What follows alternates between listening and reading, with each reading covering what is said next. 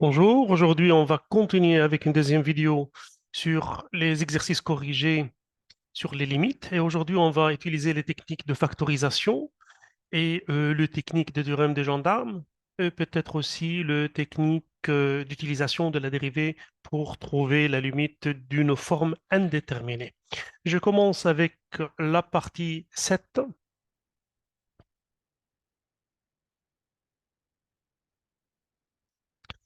Lorsque je prends 2 sur x et 2 moins 1, x tend vers 1 moins 1 c'est 0. 2 sur 0, c'est infini. 1 sur 1 moins 1, donc c'est 1 sur 0, c'est infini. On va voir si c'est plus infini, moins infini, si c'est moins infini, moins infini, si c'est plus infini, plus infini. Dans ces cas-là, il n'y a pas de problème. Bah, imaginez que x plus grand que 1. hein, X plus grand que 1, vous savez, donc x moins 1, c'est positif. Lorsque je prends x moins 1, ça devient positif. Donc lorsque x tend vers 1, x moins 1, c'est un 0 plus. hein.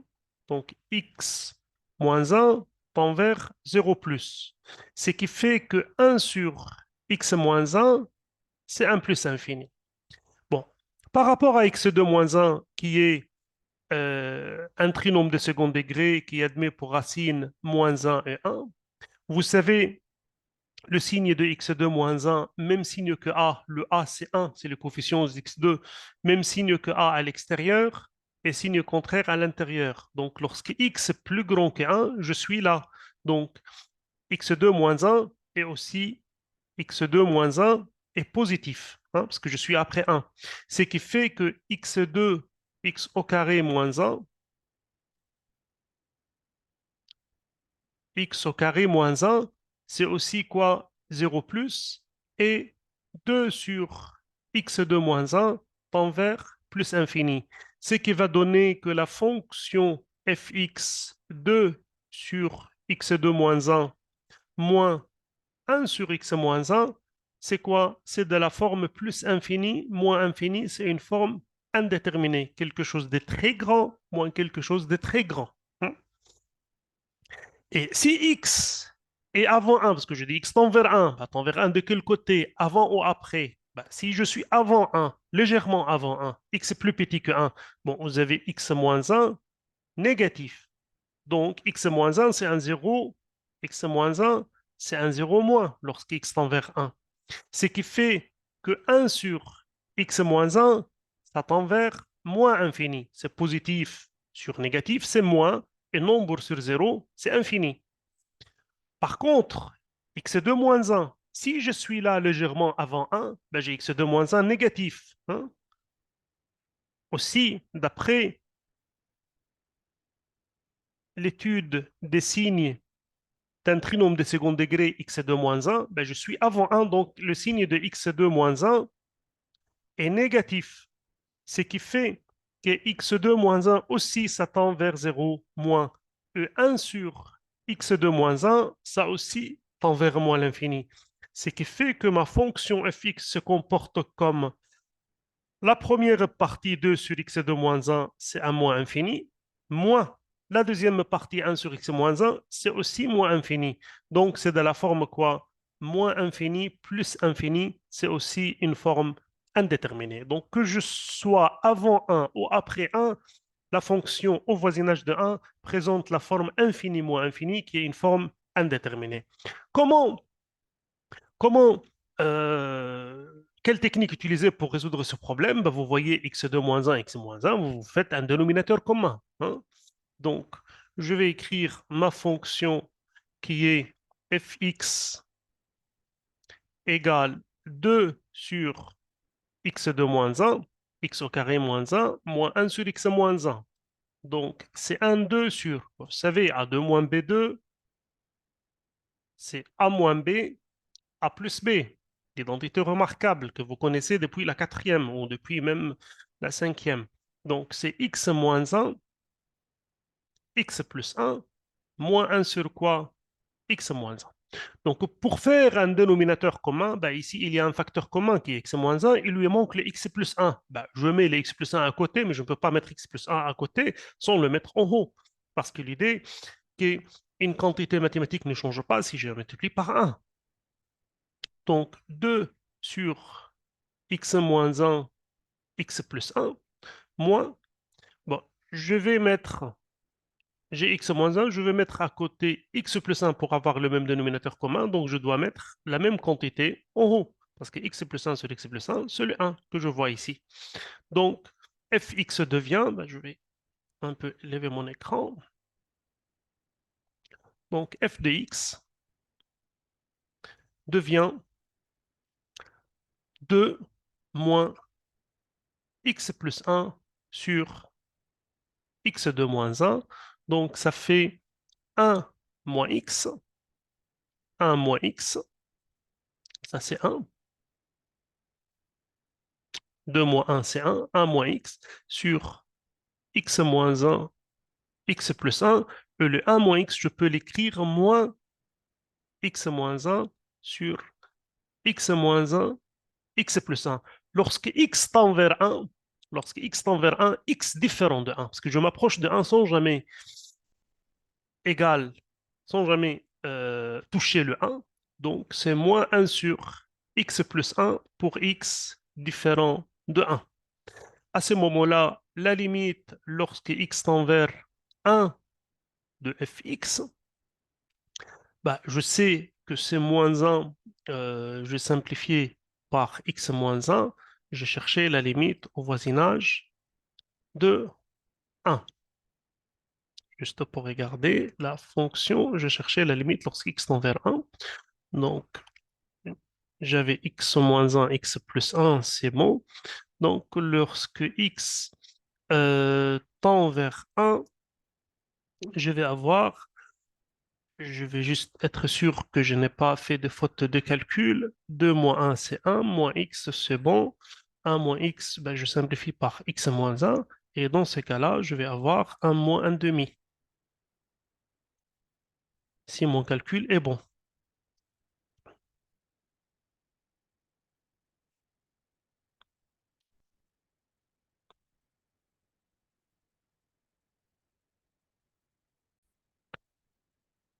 Je reprends avec la partie 8.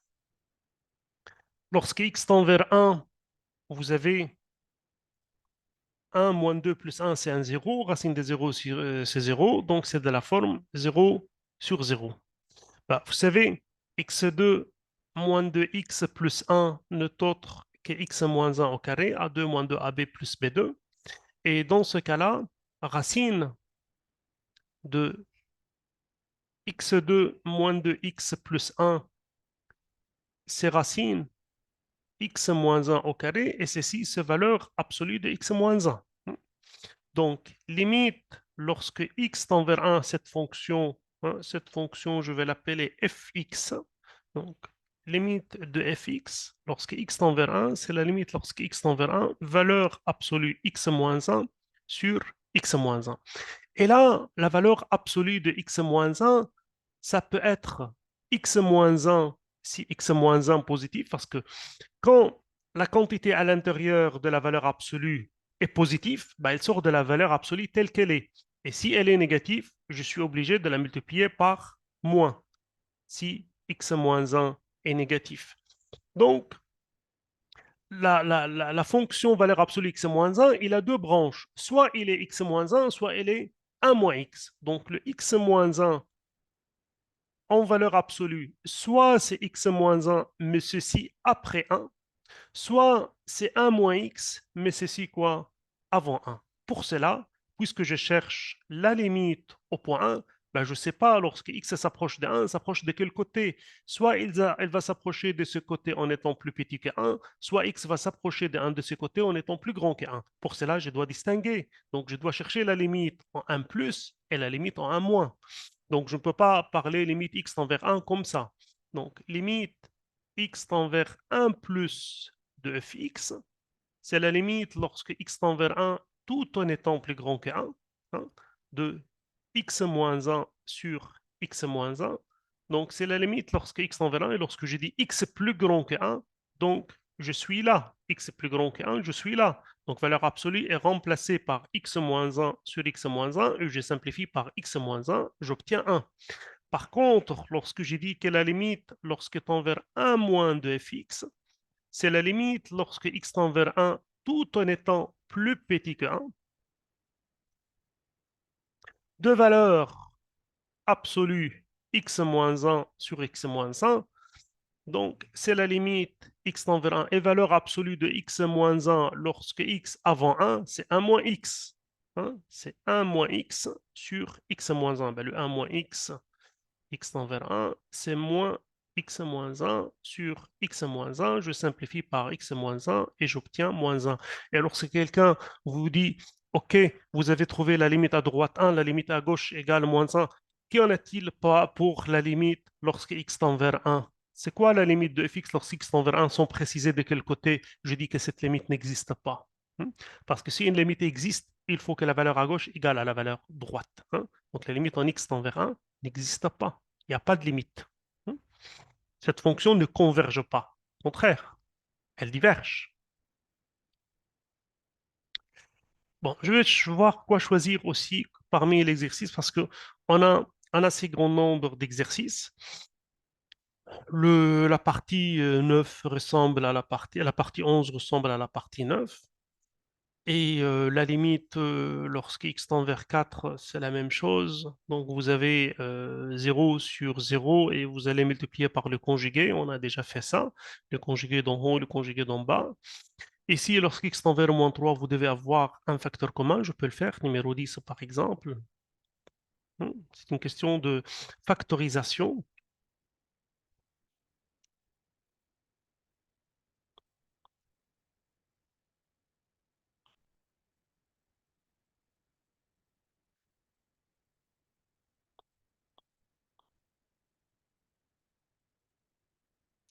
Donc c'est une question de factorisation.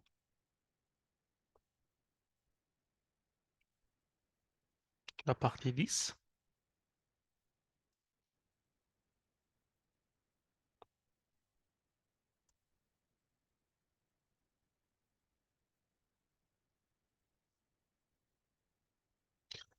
X tend vers au moins 3. Donc, vous avez 9 parce que c'est moins 3 le tout au carré. Donc, le moins à la puissance un nombre pair est plus. Donc, ça fait 9 moins 6 moins 3. Donc, 9 moins 9. Ici aussi, ça fait 9 moins 3 moins 6. Et ça fait 0 sur 0. C'est une forme indéterminée. Donc, il y a question de factorisation. Lorsque je remplace par moins 3, x2 moins, plus 2x moins 3 égale à 0, ce qui fait que x égale moins 3 est une racine. Donc x2 plus 2x moins 3, il faut la factoriser. Hein. Il faut factoriser cette quantité. Et je sais que x plus 3 est un facteur parce que moins 3 est une racine.